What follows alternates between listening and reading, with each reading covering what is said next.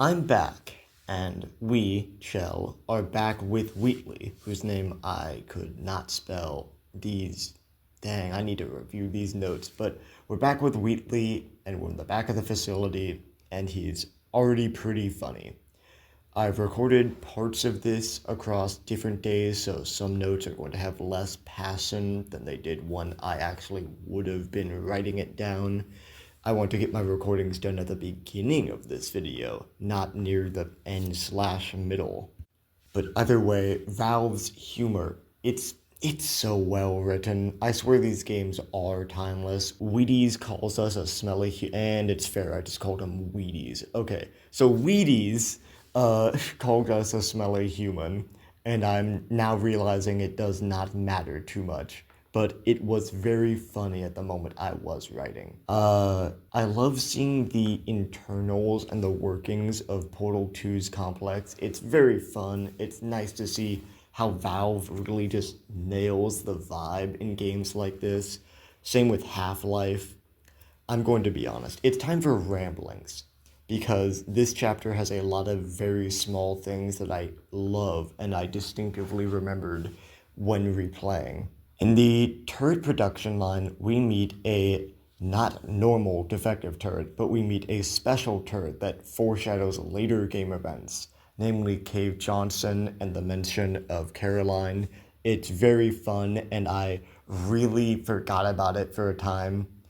Unrelated, but later on, we find the Bring Your Daughter to Work Day, and there's so many potatoes, and I love how it's a big foreshadowing for when, GLaDOS, and I love how there's foreshadowing with Chell having the only potato that's actually done something, actually isn't just a potato battery, and it's also the explanation for why she doesn't starve to death because there's overgrown potatoes throughout the entire complex. And then finally, I just love how the classic story of Valve playtesting the neurotoxin production line. A bunch of playtesters just did not pay attention to the animation they spent so hard on, so they had to add the sign that's just, in case of implosion, look directly at implosion. It's very funny to me, and I don't think you can really talk about this part of the game without mentioning just small details like these ones. Back on track a little, we, Chell and GLaDOS, got punched into a pit by Wheatley after he went mad with power. Surprise. And he put GLaDOS into a potato battery. That's that foreshadowing I mentioned. We fall for a pretty long time that scares me. I know I've seen a video about it, but I also know it doesn't take too long to reach terminal velocity, and GLaDOS gets picked up by a bird by the time we actually wake up after falling for, I'm pretty sure, 6 kilometers. And we, the players, sit agape staring at the endless ceiling because holy shimmer in my eyes. It's the first time I'm playing this again, and the lighting is still so amazing. It truly does live up to the engine. Also, more of a side note, but why, and more importantly, how is there a bird in the asbestos-enriched, abandoned Michigan salt mine turned 4-kilometer deep crater cancer test chambers?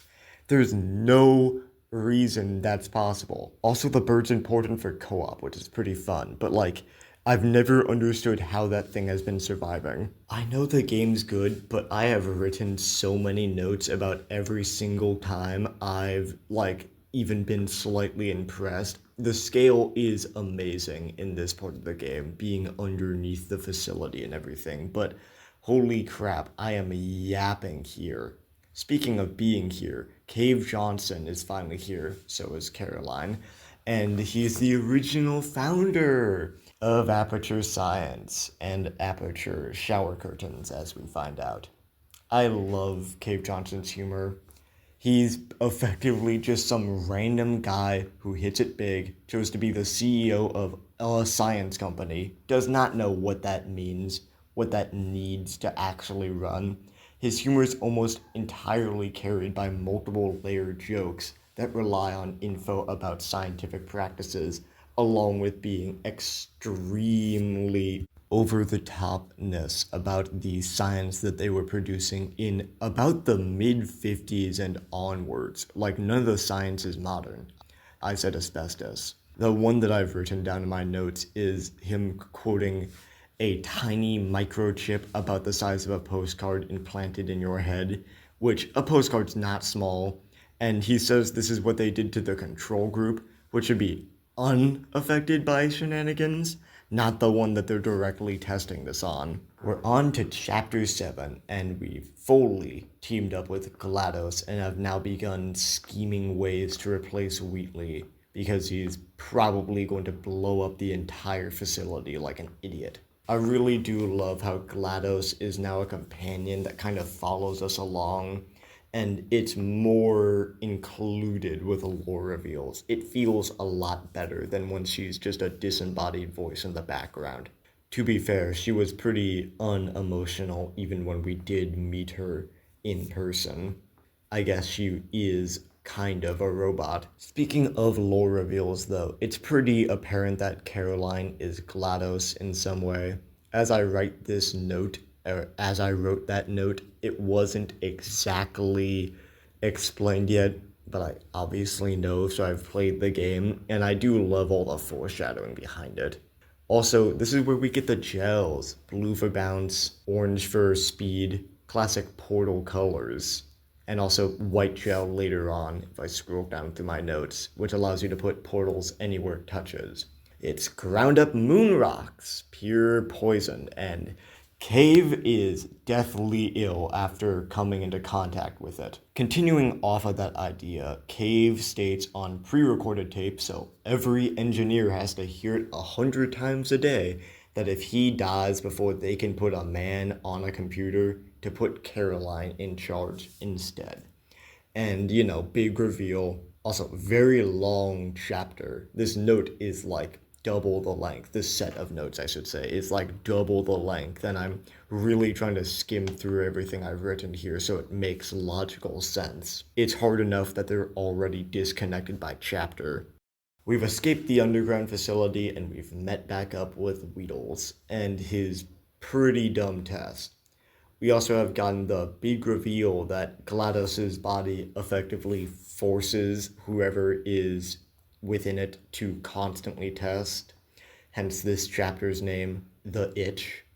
Also, that itch is kind of funny because it's introduced, but then Wheatley immediately builds up a tolerance to it, like way too fast.